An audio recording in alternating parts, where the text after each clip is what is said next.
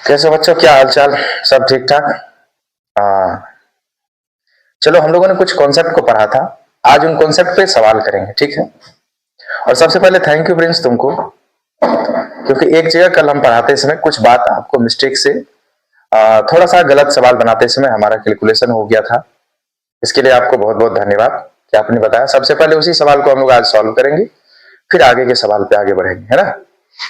Okay, तो हमारा कल का जो सवाल था, जो जिस सवाल में थोड़ा सा मिस्टेक हो गया, देखो बनाने का एक फ्लो होता है, जिस फ्लो के अंदर कभी कभी कैलकुलेशन हो जाते हैं ऐसे, है ना?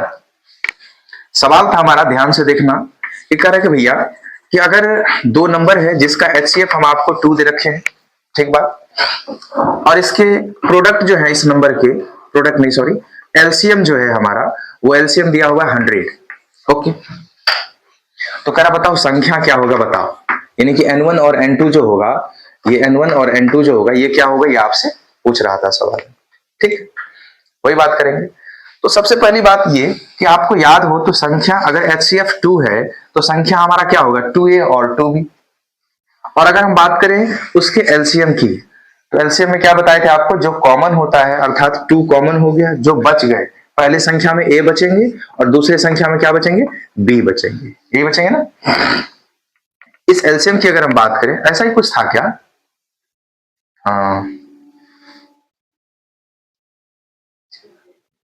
पता नहीं, कंफ्यूज हो रहे, ऐसा ही सवाल था या कुछ और था, ठीक से हमको याद नहीं है।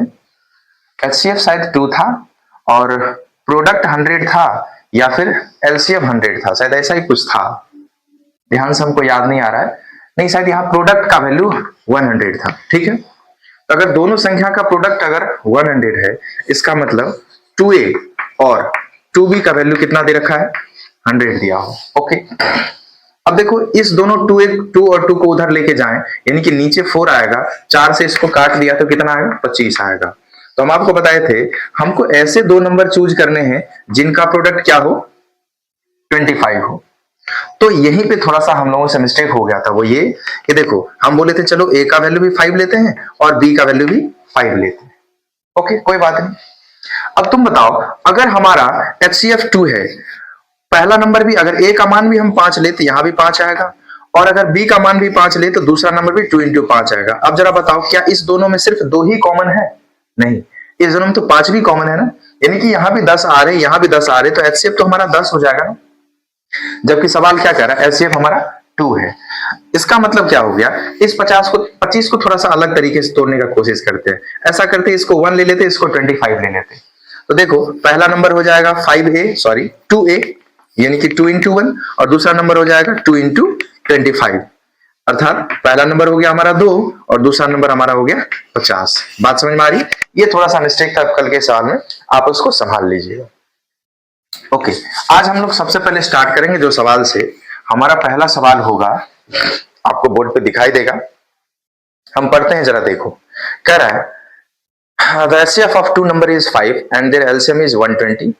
HCF का वैल्यू क्या दिया हुआ है, HCF is 5 and LCM is 120। LCM का वैल्यू क्या दे रखा है, 120। Okay, and the sum of these numbers are 55। और इस दोनों नंबर के जो सम आ रहे हैं ना, यानी कि N1 और प्लस N2 का वैल्यू कितना दे रखा है, 55 दिया हुआ। ओके, तो आपको ये नंबर निकालने हैं, ध्यान से देखिएगा।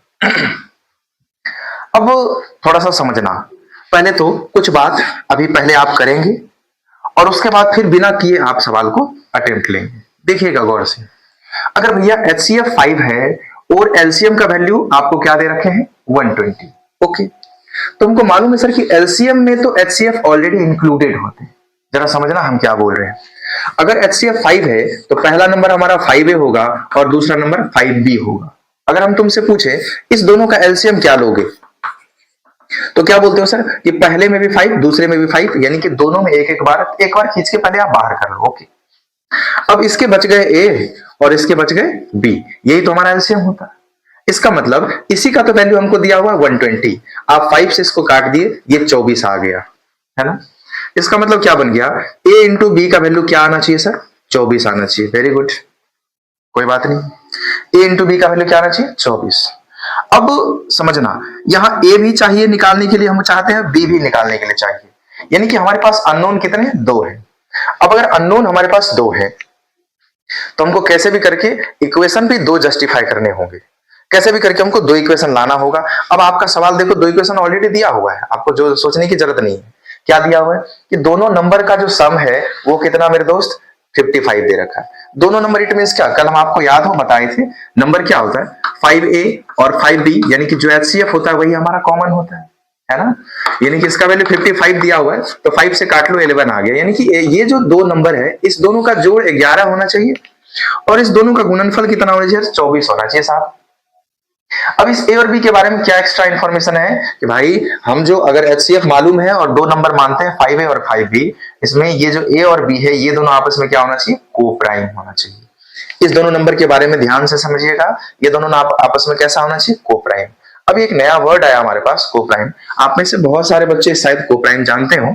जैसे मान लो एक 5 है दूसरा 4 है, ये 2 नंबर लेते हैं, क्या इस दोनों नंबर में कुछ भी कॉमन है? नहीं। इसका मतलब ये दोनों आपस में क्या है को प्राइम है, सह आभाज्य है। ये क्या है सह आभाज्य है, समझिएगा। अब कभी कभी लोग कंफ्यूज हो जाते हैं, को प्राइम नंबर इट मींस दोनों के दोनों प्राइम होने चाहिए, ऐसी बात नहीं है। को प्राइम होने के लिए दोनों को प्राइम होने का कोई जरूरत नहीं, प्राइम हो ना हो कोई फर्क नहीं पड़ता, बस इस बात से फर्क करता है कि भाई ये दोनों नंबर जो हम यहां लिख रहे हैं इस दोनों के में आपस में कोई कॉमन समन ना हो। समझ रहे बात को? जैसे अगर तुमसे कोई पूछे 12 एंड 55, जरा ध्यान से देखो 55 भी एक कंपोजिट नंबर है, क्योंकि ये प्राइम नंबर किसको बोलते हैं, प्राइम नंबर जिसके 2 ही फैक्टर हो, यानी कि वो या तो खुद से कटे या 1 से कटे। जरा देखो 25 तो 25 से कटेगा, 1 से भी कटेगा और किसी से नहीं कटना चाहिए, पर क्या ऐसा है क्या? ये तो 5 से कट रहा है साहब, यानी कि ये प्राइम नंबर नहीं है, ये कैसा नंबर है कंपोजिट नंबर है। आ रही बात समझ में? ओके। सिमिलरली 12 की अगर हम बात करें, ये 3 से भी कट रहा है, 2 से भी कट रहा है, 4 से भी कट रहा है, 12 से भी कट रहा है, 1 से भी कट रहा है, यानी कि ये दोनों आपस में कंपोजिट हैं। भाई ये दोनों प्राइम नहीं है, लेकिन ये एक दूसरे के साथ को प्राइम जरूर है। क्यों? क्योंकि 12 में और 25 में कुछ भी कॉमन नहीं है, ये दोनों को प्राइम है। मतलब ये जो ए और बी का जो भी वैल्यू होगा ना ये आपस में को प्राइम होंगे, इस बात का ध्यान रखना है। कहने का मतलब क्या हो गया, अब हम सोचेंगे कि सर जी आप अभी अभी बता रहे ए प्लस बी का वैल्यू 11 होना चाहिए और ए और बी को गुना करके 24 आना चाहिए, तो अब सोचेंगे ए और बी का मान क्या हो, हम अपने हिसाब से सोचेंगे। जरा देखो कोई बोलेगा 6 लीजिए और 4 लीजिए, तो पहली बात तो 6 और 4 क्या को प्राइम है? नहीं, ये हमारे उत्तर में नहीं आएगा। दूसरी यही इंपॉर्टेंट बात हो जाती है कि 6 और 4 तो को प्राइम है भी नहीं सर, 6 और 4 में तो 2 कॉमन आ रहा है, 2 से ये भी कट जाएगा ये भी कट जाएगा, 2 कॉमन हो गया तो को प्राइम तो हुआ नहीं हमारा, है ना। दूसरी बात यहाँ 6 चौका 24 आ गया, लेकिन 6 4 10 होता है सर, 11 नहीं होता। ऐसे भी सोचोगे तो ये हमारे आंसर को सेटिस्फाई नहीं कर रहा है। तो हम इसी तरीके से चेक करते गए, तो अब जरा ए का मान 3 और बी का वैल्यू 8 लेके देखो, 8 3 24 और 8 3 11, साथ ही साथ ये दोनों आपस में को प्राइम भी है। इसका मतलब क्या हो गया, हम बोल सकते हैं कि चलो ए अगर 3 है तो बी का मान क्या होगा 8 होगा। अब किसी के मन में ये सवाल भी उठ रहा होगा कि हम ए को 8 नहीं मान सकते क्या? ऑफ कोर्स मान सकते, क्यों नहीं मान सकते? अगर आप ए को 8 मानेंगे तो बी को क्या लेना होगा 3 लेना होगा। आ रही बात समझ में? ओके, तो चलो हम ए को 3 ले लेते हैं, बी को 8 ले लेते हैं, तो नंबर क्या हो जाएगा हमारा, आप जानते हैं नंबर हमारा 5a है और 5b है। अगर ए का मान 3 देते तो 5 3 15, बी का मान 8 देते तो 8 5 40, यानी कि यही हमारा दोनों संख्या हो जाएगा। बात समझ में आ रही है? कोई दिक्कत नहीं होनी चाहिए। ओके, अब थोड़ा सा समझते हैं, ये तो पूरा लॉन्ग डिस्क्रिप्शन मेथड हो गया। अब यही इन्हीं सारे बातों को आपको ब्रेन के अंदर रखना है, जो आप एकदम बिल्कुल छोटे तरीके से इतना लिखने के बाद थोड़ी काम करेंगे साहब, है ना। तो चलो अब हम देखते हैं, हम किसी चीज को अब थोड़ा तरीका बदल के काम करते हैं कि साहब एलसीएम आपने दिया है कितना 120, हमको मालूम है कि एलसीएम कौन से कटता है, किस चीज से कटता है, 5 से कटेगा। एलसीएम हमेशा एचसीएफ से कटेगा, क्योंकि एलसीएम के अंदर एचसीएफ होएगा ही, है ना। तो अगर हम बात करें दोनों संख्या का प्रोडक्ट क्या होगा सर, 120 बटे 5, काट के देख लो 24 हो गया। अब जो दोनों संख्या है इस दोनों में कॉमन क्या आएगा, जो इसका एचसीएफ होगा, और एचसीएफ क्या दिया हुआ है 5, यानी कि 5 इंटू ए प्लस बी होगा 11। हम यहां लिखते भी नहीं, सॉरी 55, हम यहां लिखते भी नहीं, इस 5 को सीधा काट लेते, यहाँ 11 बन जाता, 5 से यहां काटेंगे तो 11, हम एक ही बार में यही लिखते हैं। और आपको भी आदत डालना धीरे धीरे यही लिखने का। अब ये बार बार लिखेंगे काटेंगे तो फिर तो टाइम उसी में जाएगा ना हमारा। इसका मतलब a प्लस बी हो गया हमारा 11 और a plus A into B का वैल्यू 24। हमको दो ऐसे नंबर खोजने हैं जो आपस में कोप्राइम हो और इस दोनों बात को सेटिस्फाई कर सकता है। तो हम देख लिए सर 8 और 3 गुना किया 24, 8 और 3 जोड़ा 11 और आपस में भी ये कोप्राइम है, यानी कि ए का मान 8 तो हमारा संख्या क्या बन गया 8 पंच 40, बी का मान 3 तो संख्या क्या बन गया 5 तिया 15, यानी कि ये हमारा नंबर हो जाएगा। बात समझ में आ रही है? तो 40 और 15 हमारा दो संख्या आ गया। कोई समस्या? ओके, चलिए अब हम नेक्स्ट सवाल पे चलते हैं, यानी कि क्वेश्चन नंबर 2 पे। और आप देखेंगे क्वेश्चन नंबर 2 आपको बोर्ड पे दिखाई देगा। क्या करें, हम आपको पढ़ के सुनाते हैं, समझिएगा। करा if the product of to coprime number, यानी कि दो सह अभाज्य संख्याओं का गुणनफल 117 है। दोनों सह अभाज्य संख्या है, यानी कि दोनों में कुछ भी कॉमन नहीं है, और इसका गुणनफल जो है गुना आपको 117 दिया हुआ। Very good. उनका एलसीएम क्या हो सकता है? अब तुम सोचो, कोई भी दो संख्या है ए और बी, और ये दोनों में क्या नियम दिया है कि भैया ये क्या है, कोप्राइम है। Very good. अब तुम ही सोच के बताओ, जब कोई भी दो संख्या ले 15, 12 और 25, ये दोनों कोप्राइम है। वेरी गुड, हाँ सर कोप्राइम है। अगर हम तुमसे पूछे इसका एलसीएम क्या होगा बताओ, तो सर ये तो किसी से नहीं कटेगा, एलसीएम सीधा गुना कर दो। यानी कि दो कोप्राइम नंबर का एलसीएम क्या होता है, उन नंबर का प्रोडक्ट। तो अगर दो कोप्राइम नंबर है, इसका प्रोडक्ट हमको 117 दिया हुआ है, तो इसका हम एलसीएम अगर पूछे तुमसे तो वो भी क्या होगा 117। ये कोई सवाल है जी? ये सवाल थोड़ी है, तुम्हारे आईक्यू को पूछ रहा है ना? आ रही बात समझिए, बढ़िया आगे। चलो क्वेश्चन नंबर 3 की बात करते हैं, देखना ध्यान से। क्या करा क्वेश्चन नंबर 3? तो भाई करा तीन संख्या है जिनके रेशियो दे रखे हैं 3, 4 और 5, और उनका एलसीएम 2400 है। तो एचसीएफ क्या होगा, ये मेरे से पूछा जा रहा है, देखना। करा भाई तीन संख्या है, कोई भी तीन संख्या n1, n2 और n3, इन तीनों का एलसीएम दिया, सॉरी रेशियो हमको दिया हुआ है 3:4:5, और साथ ही साथ इनके एलसीएम भी दिए हुए हैं 2400। तो हमसे पूछ रहा भाई क्या इसका एचसीएफ क्या होगा, ना? हाँ, इसका एचसीएफ क्या होगा ये मेरे से पूछ रहा है। एक चीज बताओ, ध्यान से समझना। आपको पता है कि अगर हम रेशियो की बात करते हैं, ए रेशियो बी, अगर ए रेशियो बी हमको दिया है 4:3, इसका मतलब जब हम रेशियो से नंबर में कन्वर्ट करेंगे किसी भी नंबर को, तो यहां से हम क्या लिख सकते हैं भैया, ए का वैल्यू 4x और बी का वैल्यू क्या लिख देंगे 3x। देखो ना, अगर तुम बोलो a बाई बी, तो अगर a का मान 4 गुना x और b का मान 3 गुना x होगा, यानी कि दोनों सेम चीज होगा, तभी तो कट के इसका रेशियो 4/3 आएगा। अब हमने x लिखा, तुम्हारा मर्जी चलेगा y लिखने का, लिख दो, क्या फर्क पड़ता है। a का मान 4y, तो b का मान क्या लिखना होगा 3y। कोई बोलेगा साहब हम a का मान 4c लिखेंगे, लिख लो, तो b का मान क्या लिखना होगा 3c। अर्थात रेशियो से जब आप नंबर में बदलते हैं तो वो नंबर किसी कांस्टेंट से मल्टीप्लाई होके निकलता है बाहर। अर्थात हम चलो उस कांस्टेंट को यहाँ x मान लेते हैं, तो जो भी x का वैल्यू होगा, जरा सोचो, a का मान अगर 4x है और b का मान अगर 3x है, तुमसे हम अगर पूछे इस दोनों का एचसीएफ क्या होगा, एचसीएफ इट मींस क्या, जो कॉमन है। तो कॉमन क्या बच्चा, x, अर्थात जो कटा हुआ होगा ना, ये जो आप हमको रेशियो दिए हैं, इसमें जो भी चीज कटा होगा दोनों का, यानी कि वही दोनों में सेम रहा होगा, और जो दोनों में सेम रहा होगा वही तुम्हारा एचसीएफ होगा। होगा कि नहीं होगा? ओके, अब सॉरी, अब समझना, हमारे पास सवाल क्या दिया है, कह रहा है कि इस तीनों का एलसीएम है 2400।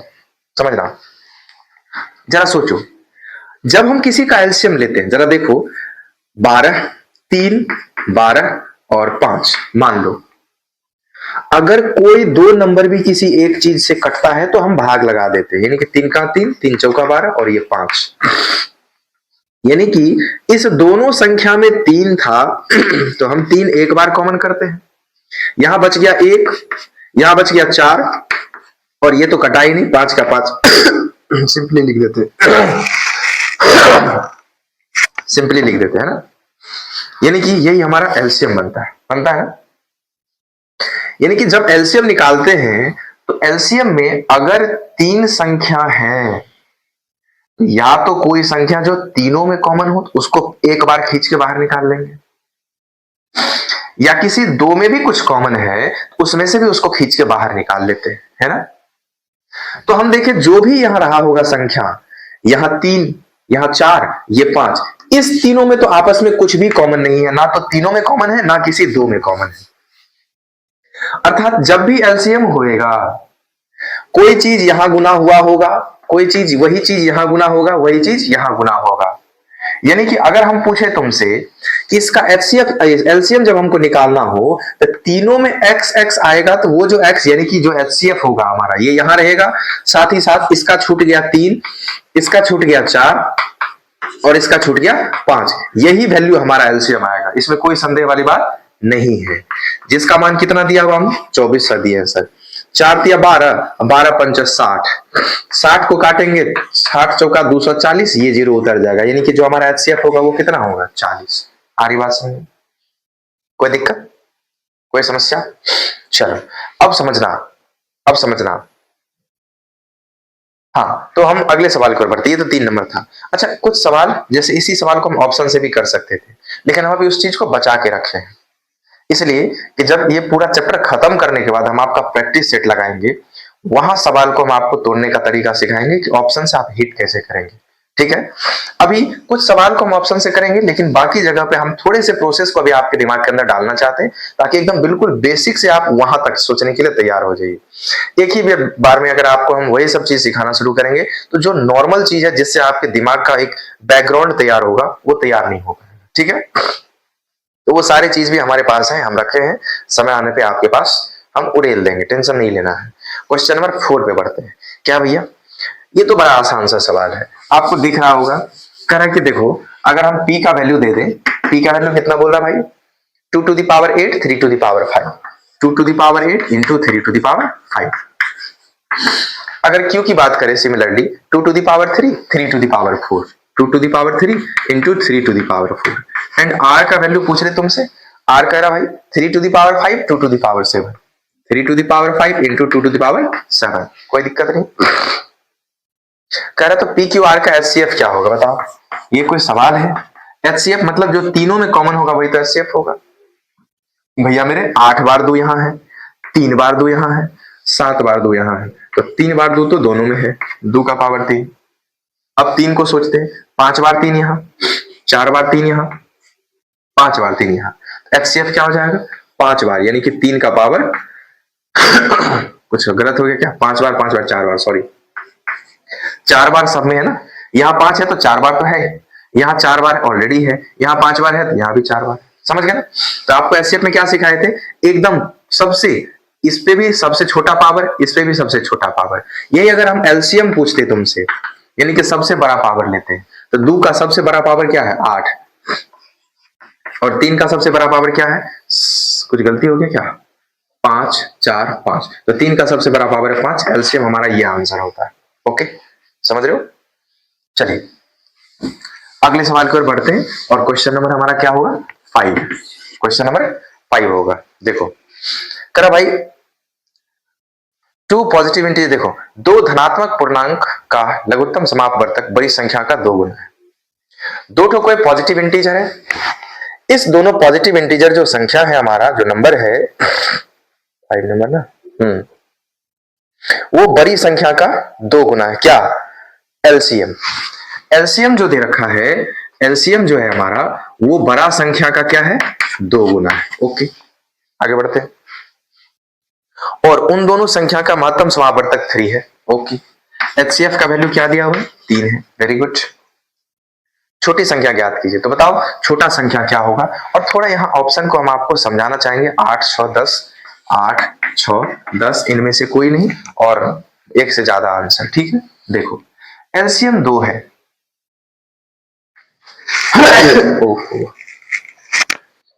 एलसीएम 2 है, एचसीएफ का वैल्यू 3 दिया हुआ।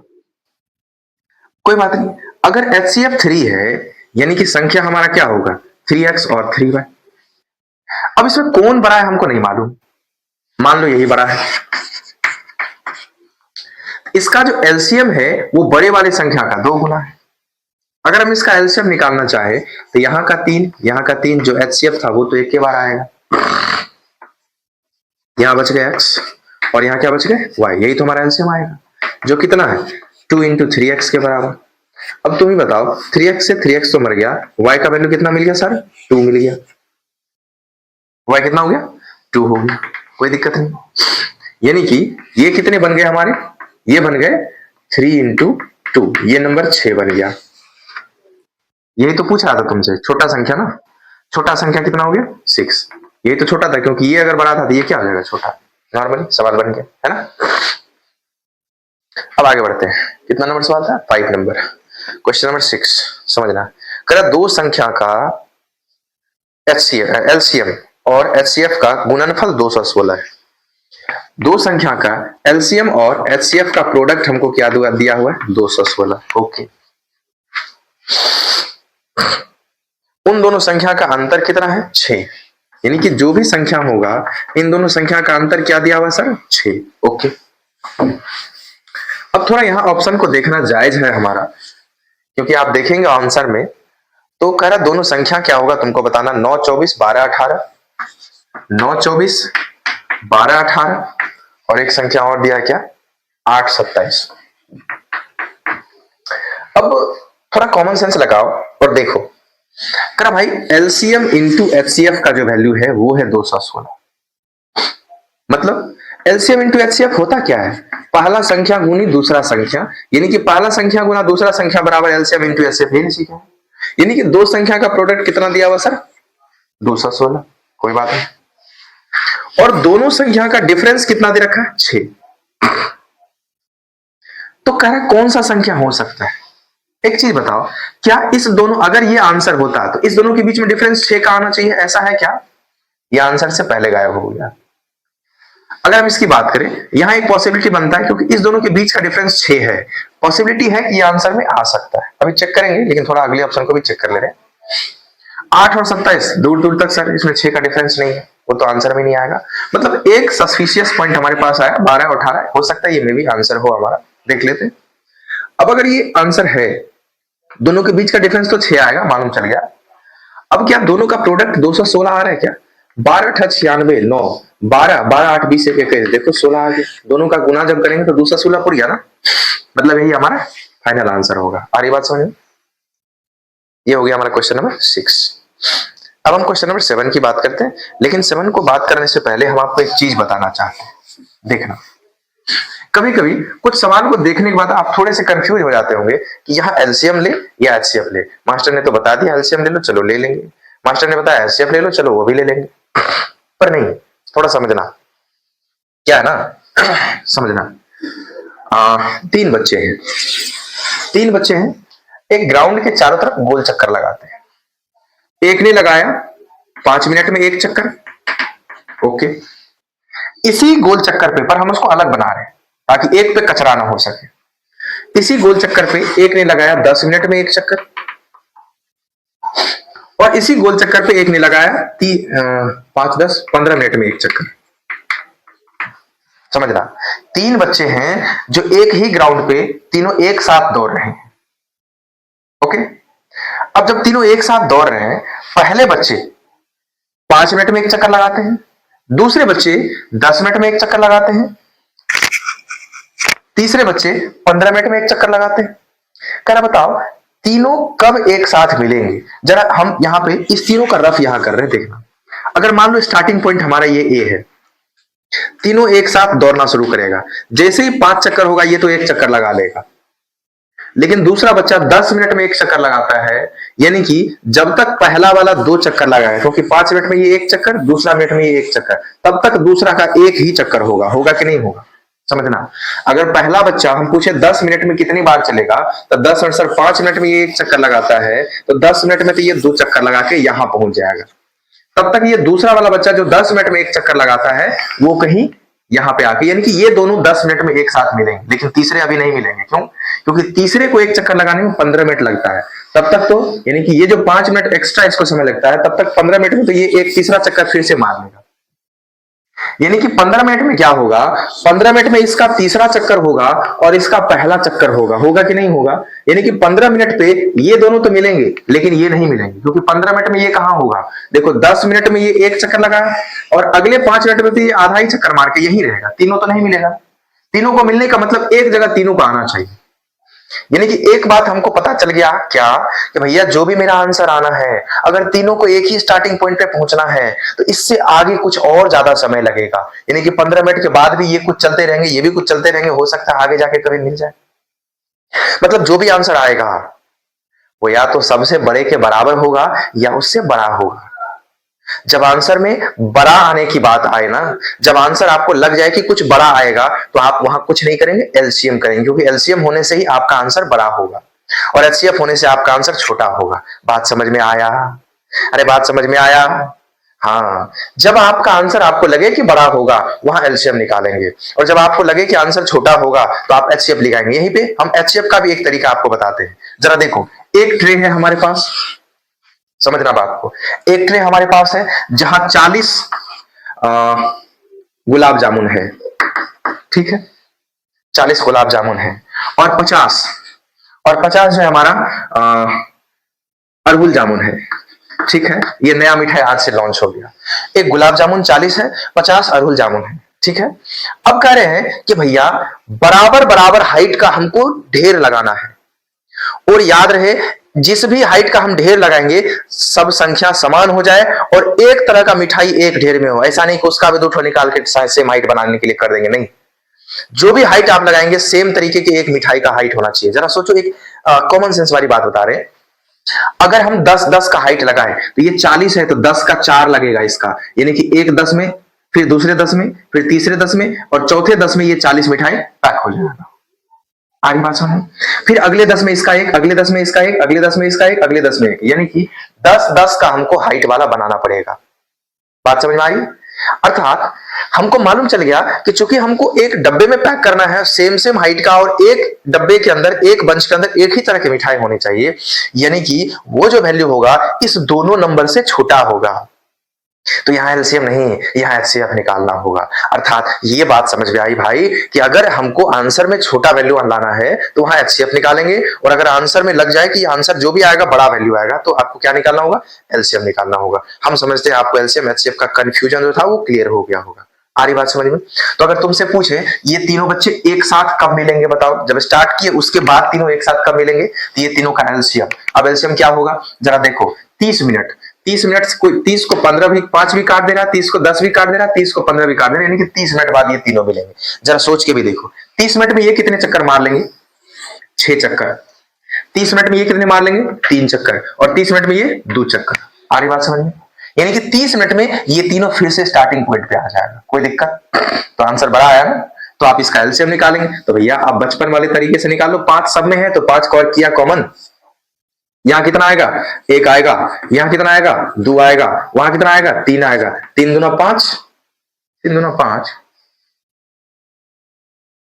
ये क्या हो रहा है? 3 2 5 होता है पगला, 3 दूना 5, अरे 3 दूना 6, 3 दूना 6, 6 5 30, देखो आया ना एलसीएम 30। अरे बात समझ में? हाँ भैया, ये जो प्रॉब्लम अभी तुमने फेस किया ना, अब इसको हम भी फेस करते हैं, तो थोड़ा एडजस्ट कर लेना। कभी कभी बोलेंगे कुछ और, लिख देंगे कुछ और, तो भाई थोड़ा इत्मीनान रखना। अब ये हमारा आदत है, हम कोशिश करते हैं कि ये छूट जाए पर छूटता नहीं है ना। अब ये तुम्हारा प्यार नहीं, यूपीएससी का एग्जाम हो गया, रांझना देखे आप लोग? हाँ, नहीं देखे तो देख लेना, कुछ अच्छा चीज देखा करो। चलो, तो हम आते हैं सवाल पे, जिसके लिए ये सारा भूमिका हम अभी तक बांध रहे थे। और वो सवाल हमारा क्या, जरा समझना। करा एक सिग्नल है जहां 3 बल्ब लगे हुए हैं अलग अलग कलर के, एक लाइट, एक बल्ब जो है ग्रीन कलर का बल्ब, हाँ अलग अलग कलर दिया हुआ है। 48 सेकंड में एक कलर वाला बल्ब जलता है, 72 सेकंड में दूसरे कलर का बल्ब जलता है, 108 सेकंड में तीसरे कलर का बल्ब जलता है। समझ रहे? एक बार ये तीनों एक साथ जलना शुरू किया, अब इसके बाद बताओ ये तीनों फिर से कब एक साथ जलेंगे। यानी कि तुमको पता चल गया कि पहला कलर वाला जो है 48 सेकंड में, दूसरा कलर वाला 72 सेकंड में, और तीसरा कलर वाला 108 सेकंड में जलता है, एक बार ब्लिंक करता है। तो ये तीनों एक साथ कब ब्लिंक करेंगे? पहली बार के बाद, क्योंकि पहली बार जब हम शुरू करेंगे तो तीनों को जला दिए, ले तीनों को जला दिए। अब तुमको पता है कि ये वाला जो है कितने देर के बाद जलेगा? 48 सेकंड के बाद फिर से जल जाएगा। लेकिन ये कब जलेगा? 72 सेकंड में फिर से जलेगा। ये कब जलेगा? 108 सेकंड में फिर से जलेगा।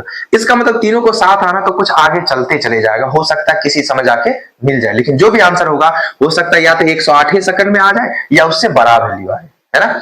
इसका मतलब हमको पता चल गया कि इसका एलसीएम निकालना होगा। तो इसका एलसीएम हमको दिख गया 12 चौका 48, 12 बरछाक 72, 12 गुना 6 और 12 9 18 से 12 गुना 9, यानी कि हमको दिख गया साहब ये 12 ये 12 ये 12 तीनों में है तो एक बार 12 आ गया। ओके, इस दोनों में सर जानते हैं ये देखिए 2 गुना 2 है, ये 2 गुना 3 है और ये 3 गुना 3 है। तो इस दोनों में तो 2 बार 2 है तो एक के बार 2 आएगा, बच क्या गया यहां से 2, कोई दिक्कत। अब इस दोनों में देखिए सर एक बार 3 यहां भी है, एक बार 3 यहां भी, तो एक के बार 3 आएगा। अब ये बच गया एक बार और 3, तो वो भी हमारे एलसीएम में शामिल हो जाएंगे। तो हमारा फाइनल आंसर क्या आ जाएगा 12 दूना 24, 24 दूना 48, 48 दिया जो भी आएगा 100 और जो भी आएगा 100। इतना ही सेकंड के बाद ये फिर से बजेंगे। कितना आया भाई, ये आपको आ जाएगा जानते हो कितना, कितना आ रहा है 432 आ रहा है क्या, इतना वैल्यू आ रहा है 432 सेकंड के बाद एक साथ ये फिर से ब्लिंक करेंगे। कह रहा है कि भाई जब स्टार्ट किया था तीनों को जब जलाया था उस समय हमारा टाइम हो रहा था 8:20 सुबह के 8 आवर 20 मिनट एंड 0 सेकेंड। लेकिन 32 सेकंड के बाद ये फिर से तीनों एक साथ जलेंगे। 432 सेकंड मतलब कितना घंटा, कितना मिनट, कितना सेकंड हो गया, जरा सोच के देखो। अरे साहब 6 7 42, 60 को 7 बार गुना कर लो तो 420 आ जाएगा। इसमें आप 12 जोड़ दो तो 432 आ जाएगा, यानी कि 60 को 7 बार गुना की, यानी कि ये 7 मिनट और 12 सेकंड, कितना हो गया 7 मिनट और 12 सेकंड के बाद फिर से चलेगा, यानी कि 8:27 और 12 सेकंड में ये फिर से आपको एक बार भूख भाग करते हुए एक साथ दिखाई देगा। बात समझ में आ रही है? ओके, सो फाइनली हम लोग क्वेश्चन नंबर 7 तक आ चुके हैं। अब हम बात करेंगे क्वेश्चन नंबर 8 को, जरा देखना। कर भाई वो कौन बड़ी से बड़ी संख्या है जो 403 और 496 को पूर्णतः विभाजित कर दे। और ऐसे सवाल को ना थोड़ा अभी से ही ऑप्शन से करने की आदत डालो, क्योंकि एचसीएफ क्या निकालेंगे हम, है ना, जो कट जाएगा वही तो एचसीएफ होता है। कर वह सभी बड़ी से बड़ी संख्या जो 403 और 496 को पूर्णतः विभाजित कर दे। देखना 403 और 496 को पूर्णतः विभाजित कर दे, जिसके लिए आपको ऑप्शन दिया हुआ क्या क्या 31 62 13, इनमें से कोई नहीं, मोर देन वन ऑप्शन 31 62 और 13 सी नंबर में, और डी नंबर 1 से ज्यादा आंसर होगा और इनमें से कोई आंसर नहीं होगा। ठीक, तुम सोचो इसको कौन काटेगा। अगर हम बात इसकी करें तो बताओ ना, ये जो 62 सबसे बड़ा संख्या दिख रहा, हो सकता है 62 काट दे। तो तुम हमको एक चीज बताओ जरा, 62 जितना भी बार में काटेगा, इसको जिस भी चीज से गुना करेंगे अंतिम में क्या आना चाहिए 3। 2 को किसी चीज से गुना करके ही जन्म में 3 ला सकते हैं नहीं, यानी कि 62 से तो कटने वाला ही है नहीं। अब उसके बाद बड़ा क्या बनता है 31, चेक कर लेते हैं। अगर हम बात करें 403 लाने की बात हो रही है तो 13 या 39, हाँ 13 या 39, 13 या 39 और कितना हो गया 13 का 13 हाथ में एक 13 39 एक 40, हाँ कट रहा है, यानी कि 31 इसको तो काट दिया। अब चेक कर लेते हैं 31 इसको काट रहा है क्या। तो देखो 31 से अगर इसको हम काटेंगे तो एक बार में 31 का 31 निकल गया, इधर बच गया तुमको कितना 18 186, 31 और 6 हाँ काट रहा है, यानी कि इसको काटने वाला जो संख्या है वो कौन सा होगा 31। आ रही बात समझ में। चलिए अगले सवाल की ओर बढ़ते हैं। क्वेश्चन नंबर 9 देखो, कह रहा है 120 सेब, 240 संतरे और 50 नाशपाती कार्टून में पैक करना है। इस तरह से पैक करना है कि सभी का संख्या बराबर हो और सेम तरह की एक पैक के अंदर सेम तरह के फल जाए। तो अब तुमको समझ में आ गया होगा कि इसका क्या निकालना होगा। 120 और 240 150, 240 और 150। सर हमको समझ में आ गया कि इसको बराबर बराबर संख्या में हमको पैक करना है और एक पैकेट के अंदर एक ही तरह के फ्रूट्स जाने चाहिए। तो हमको समझ में आ गया साहब क्या निकालना होगा, इसका कुछ ना कुछ वैल्यू जो भी होगा, छोटा छोटा ही पैकेट बनता है, छोटा ही होगा, एचसीएफ निकालना होगा। तो इसका एचसीएफ जो भी होगा, अब थोड़ा सा हम चेक कर लेते हैं ऑप्शन के हिसाब से। ऑप्शन में हमको क्या आंसर दे रखा है 30 17 50, 30 17 और 50, यानी कि जो भी एचसीएफ होता है, एचसीएफ मतलब क्या, इस तीनों में जो होगा वही तो एचसीएफ होता है। यानी कि अगर हम बाय ऑप्शन बात करें, इस तीनों में जो होगा वो इस तीनों को काट सकता है ना। अब जरा सोचो, एचसीएफ मतलब हाईएस्ट कॉमन फैक्टर, सबसे बड़ा फैक्टर हम पहले निकाले थे, हो सकता है 50 ही तीनों में हो। क्या 50 इस तीनों को काट पा रहा है? कभी नहीं काटेगा सर। 50 का 0 से 0 कट गया, 12 को कभी 5 इस जन्म में काटेगा? नहीं काटेगा, यानी कि 50 का तो हमारा HCF नहीं आएगा। अब हम बात कर लेते 30 का, क्योंकि इस दोनों में बड़ा 30 नजर आ रहा है। 0 से काट दिया, 3 चौका 12 कट गया, 0 से काट दिया, 3 8 24, 0 से काट दिया, 3 5 50, यही हमारा आंसर होगा। आ रही बात समझ? ये क्वेश्चन नंबर हमारा क्या था? 9। अब हम बात कर लेते हैं क्वेश्चन नंबर 10 की ओर। करा है 2 नंबर्स ईच, दो संख्या प्रत्येक 17 से बड़ा है और उसका HCF 17 है। ठीक है, कोई भी दो संख्या की बात कर रहा है जिसका HCF हमको दिया हुआ 17, और जो भी दो नंबर है N1 और N2, आपको समझ में आ रहा है कि 17 गुना A और 17 गुना B होगा। लेकिन जो भी संख्या होगा A और B का वैल्यू 1 नहीं होना चाहिए। क्यों? क्योंकि अगर A या B का मान अगर 1 हो जाए तो एक संख्या 17 गुना 1 यानी कि 17 हो जाता। लेकिन कहा नहीं, दोनों के दोनों संख्या जो है, प्रत्येक संख्या जो 17 से बड़ा है, यानी कि A और B का वैल्यू 1 नहीं आएगा, कुछ और आएगा। क्या आएगा वह भी देखेंगे। HCF 17 है जो कि प्रत्येक 17 से बड़ा है और उसका एलसीएम का वैल्यू 561 दिया हुआ है। उसका एलसीएम का वैल्यू कितना दिया हुआ है? 561। एलसीएम क्या होता है? तो sir ji HCF into A into B, यही तो हमारा क्या है? 561 दिया हुआ है। इस HCF से काट दो, यानी कि 17 से काट दो, 17 तिया 51 कट रहा है क्या? 17 तिया 51 5, 17 तिया 51 ले 33, यानी कि दोनों को गुना करके हमको 33 दिलाना चाहिए, जबकि याद रहे A और B को प्राइम होगा। हाँ, ये बात नहीं भूलना है, आंख बंद डिब्बा गुल, है ना। A और B का मान ऐसा सेट करो तो 3 गुना 11 भैया, 3 गुना 11 तिया 33 तो आ रहा है, यही दोनों को प्राइम है, गुना करके 33 भी ले आ रहे हैं, और कोई हमारा संख्या नहीं आ सकता है। तो बस खत्म। एक संख्या हो गया 17 गुना 3 और दूसरा हो गया 17 गुना 11। हमसे पूछा इस दोनों का सम कितना? भैया मेरे जब भी सम निकालते हैं HCF बाहर 11 प्लस 3 14, 14 गुना 17, 14 17 98, हाथ में 9, 14 14 26 3 23, 238 आंसर। अरे बोलो ना, नहीं आया? ओके, हमसे पूछा ये संख्या तो निकल गया ना। अब अगर जोड़ना होगा, जरा सोचो, कोई संख्या था जो 17A और 17B था ना। ये 17 क्या था? दोनों का HCF। ये 17 को बाहर निकाला, अर्थात A और B को ही तो जोड़ना है। अब तुम बताओ, A का मान 3 निकला, B का मान 11 निकला, 11 3 14, 14 को 17 से गुना करना, हमसे यही तो पूछ रहा है। 14 17 98 8 9, 14 का 14 14 ना, 14 26 33 238। आ रही बात समझ? यानी दोनों संख्या का ऐड पूछ रहा है कि प्रोडक्ट ऐड कितना हो जाएगा?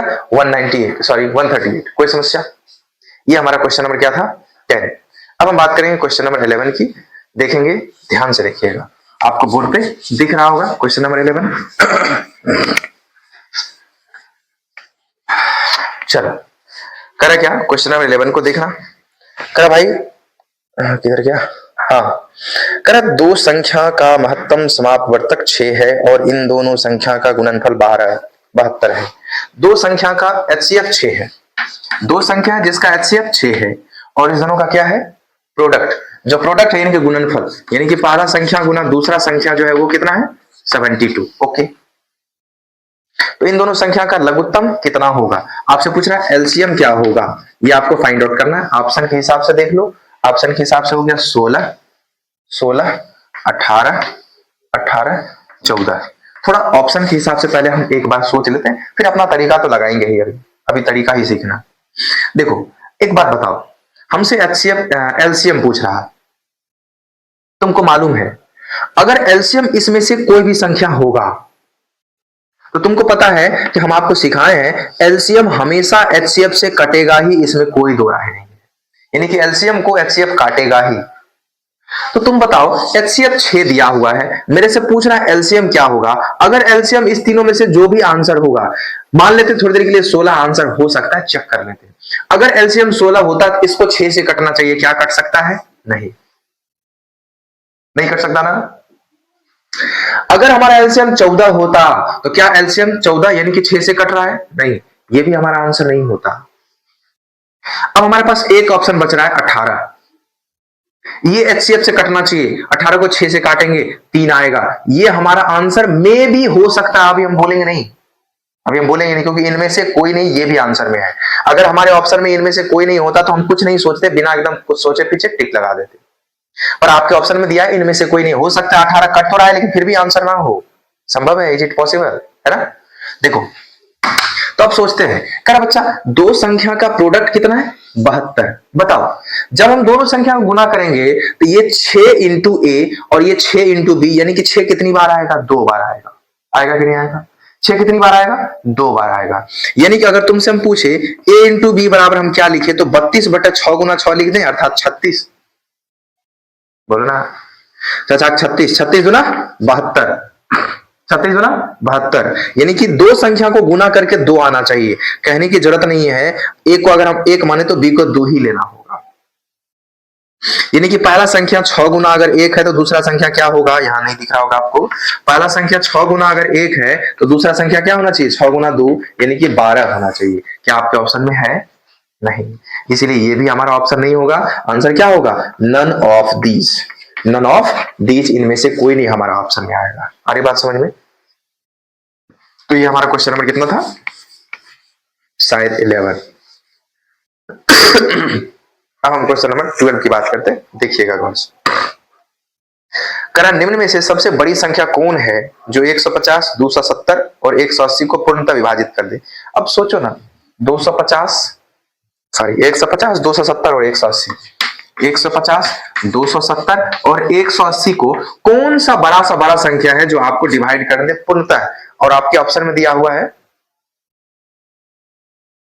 कहां है भाई, हाँ 50, 10, 30, 50 बी नंबर में 10 और सी नंबर में 30, इनमें से कोई नहीं, एक से ज्यादा ऑप्शन। ठीक, जब सवाल एक वर्ड यूज कर दिया कि बड़ा से बड़ा संख्या बताओ जो इस तीनों को डिवाइड कर दे, तो बड़ा से बड़ा संख्या आप 3 ऑप्शन दिए हैं, तो एक से ज्यादा ऑप्शन वाला तो पहले गलत हो गया, ये तो हो ही नहीं सकता। बस वो डराने के लिए, ऑप्शन को भारी भरकम बनाने के लिए ऑप्शन में डाल दिया जाता है। ठीक है, अब सोचो, मान लो, पहले हम चेक कर लेते हैं। एक पहला तरीका तो इस तीनों का एचसीएफ निकाल लो। दूसरा तरीका है कि अब क्या है, छोटे छोटे सवाल में एचसीएफ को थोड़े थोड़े अब हम कम कर रहे हैं, थोड़ा थोड़ा ऑप्शन को इंट्रोड्यूस कर रहे हैं, धीरे धीरे इंक्लूड करते जा रहे हैं। तो अगर मान लो 50 इसका एचसीएफ होगा तो 50 तीनों को काट देगा। जरा इसको काट के देखो, 0 से 0 मर गया, 15 को 5 डिवाइड लगाया, हाँ हो जाएगा। इसको भी डिवाइड करना चाहिए, 0 से 0 मर गया, 27 को 5 नहीं काट पाएगा, ये आंसर यही गलत हो गया, क्योंकि इसको तीनों को काटना है, तो इसी को नहीं काटना है। दूसरा आंसर ऑप्शन बनता है हमारा सी, क्योंकि एचसीएफ में हाईएस्ट कॉमन फैक्टर बड़ा से बड़ा वैल्यू पहले चेक करना है। तो सबसे पहले इसीलिए 50 चेक किया, अब 30 चेक कर ले। 0 से 0 मर गया, 18 को 3 काटेगा, हाँ काटेगा। 0 0 मर गया, 27 को 3 काटेगा, हाँ काटेगा। 0 0 मर गया, 15 को 3 काटेगा, हाँ काटेगा। यही हमारा आंसर होगा, यही हमारा एचसीएफ भी होगा। नो, क्वेश्चन नंबर बी ये गलत हो जाएगा। 30 तीनों को काट रहा है, इसलिए वो हमारा आंसर में आ जाएगा। दिक्कत आ रही क्या? अरे भाई मेरे, इस तीनों को ऐसा संख्या जो काट सके, इस तीनों का एचसीएफ निकालेंगे। एचसीएफ क्या होता है, 150 को क्या लिखोगे, 30 गुना 5। इसको क्या लिखेंगे, 30 गुना 9। इसको क्या लिखेंगे, 30 गुना 6। अब बताओ एचसीएफ क्या होता है, जो तीनों में होता है। तीनों में 30 30 30, यही तो एक है। उसके बाद बच गया 5, यहां 9 और यहां 6। बात आ रही सर? तो हमारा एचसीएफ क्या बनाएगा, 30। कोई दिक्कत? ये था क्वेश्चन नंबर हमारा कितना, 12। अब आते हैं हम लोग क्वेश्चन नंबर 13 पे। करा दो संख्या के लघुत्तम समापवर्तक और उन संख्या के योग का अनुपात 12:7 है। ओके, अच्छा सवाल है, थोड़ा दिमाग को लगाना पड़ेगा। देखो, करा दो संख्या के लघुत्तम समापवर्तक और उन संख्या के योगों का अनुपात 12:7 है। दो संख्या का लघुत्तम, तो तुम बताओ जो भी लघुत्तम होगा एचसीएफ में ए और बी को गुना करेंगे, यही ना हमारा होगा दो संख्या का लघुत्तम। अब बेटा दोनों संख्या का सम, एचसीएफ इंटू ए प्लस बी, ये क्या दिया हुआ, 12:7। कोई दिक्कत? आगे बढ़ते हैं। यदि उनका महत्तम समापवर्तक 4 है, इसको पहले पढ़ लेना था, यानी कि एचसीएफ का वैल्यू अगर 4 है तो क्या पूछ रहा मेरे से, दोनों संख्या का प्रोडक्ट क्या होगा, उन दोनों संख्या का गुणनफल क्या होगा, यह आपको बताना है। एक चीज बताना, तुम एक बात बताओ, जब कभी हम दो संख्या का रेशियो निकालते हैं, अगर तुमसे हम पूछे 12 और 16 का रेशियो क्या है, तो क्या बोलोगे, सर 12 को तो हम जानते हैं 4 गुना 3 और 16 को जानते हैं 4 गुना 4। जो दोनों में कॉमन होता है, यानी कि जो दोनों का एचसीएफ होता है वो कट जाता है, यानी कि रेशियो हम सीधा बोलेंगे 3:4। यानी कि दो संख्या जो 12 और 16 था, इस दोनों का रेशियो अगर 3/4 है, तो क्या हम यहां से इतना तो नहीं बोल सकते हैं कि n1 का मान 3 है। या N1 N2 का मान 4 है, ये तो हम नहीं बोल सकते क्योंकि N1 कितना था देखो 12, N2 कितना था सॉरी भाई थोड़ा तबीयत में परेशानी है।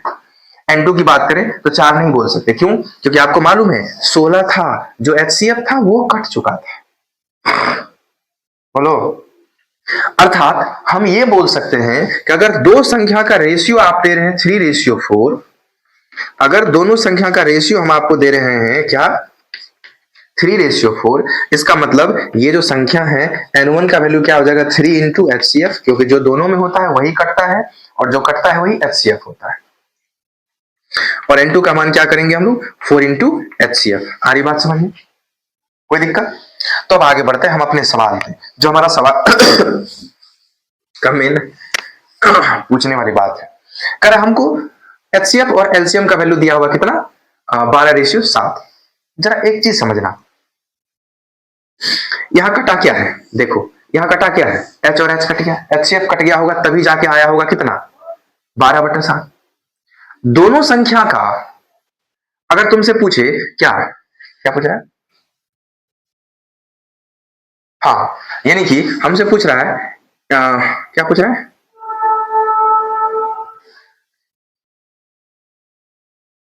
हाँ एलसीएम और सम उन दोनों संख्या का गुणनफल निकालिए। ओके, हमको a इंटू बी पूछ रहा है।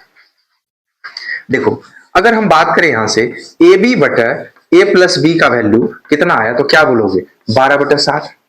हमसे पूछ रहा है दोनों संख्या का गुणनफल, तो दोनों संख्या का गुणनफल क्या होता है, दोनों संख्या का गुणनफल क्या होता है एलसीएम इंटू एचसीएफ, ये होता है ना। तो हमको यहाँ ना तो एलसीएम मालूम है कि हम एलसीएम इंटू एचसीएफ कर देंगे, तो जब हम दोनों संख्या का गुणनफल पूछ रहे तुमसे, यानी कि हम तुमसे पूछ रहे 4a इंटू 4b, ये नहीं पूछ रहे हैं 4a इंटू 4b। अब इसका तो एचसीएफ जो होगा दोनों कॉमन चीज होगा वो तो कट चुका होगा, जो दोनों में कॉमन होगा वो तो कट के ही ना रेशियो आया है, क्योंकि अगर जो दोनों में कटने वाला होता मान लो यहाँ भी 3 यहाँ भी 3 तो अभी दिया रहता तब ना हम काटते, यानी कि विदाउट कटने यानी कि बिना कटने वाले नंबर दिए हुए, यानी कि ये जो दोनों का एचसीएफ था वो कट चुका है, यानी कि ये 12 किसका वैल्यू है प्योर ए बी का, ए इंटू बी का वैल्यू कितना है 12 है ना। तो हमसे दोनों संख्या का प्रोडक्ट पूछा है, यानी कि 4 गुना 4 इंटू ए इंटू बी, यानी कि 16 गुना ए बी पूछ रहा है। तो क्या लिखेंगे 16 गुना ए बी, और ए बी का वैल्यू 12 है, कितना आ गया 12 6 72 7 12 7 19 196 हमारा आंसर आ गया। हम समझते हैं आपको समझ में आया होगा। आज हम लोगों ने कितने क्वेश्चन तक करा है, क्वेश्चन नंबर 13, क्वेश्चन नंबर 13 हमारा लास्ट हो गया। देखो थोड़ा तबीयत खराब है, बोलने में परेशानी है, इसलिए अभी वैसे क्लास हम और लंबा बनाते, कम से कम 20 क्वेश्चन का हमारा टारगेट था पर हो नहीं पाया। चलिए उम्मीद करते हैं आप इन सवाल को अच्छे से प्रैक्टिस में लाएंगे, और जब तक आप प्रैक्टिस नहीं करेंगे तो कुछ होने वाला है नहीं, हमारा प्रैक्टिस होगा, तुम्हारा तो जो होगा भगवान जाने, है ना। तो चलिए फिर मिलते हैं अगली क्लास में, अपना ख्याल रखें, पढ़ाई करते रहें, और तब तक के लिए गुड बाय।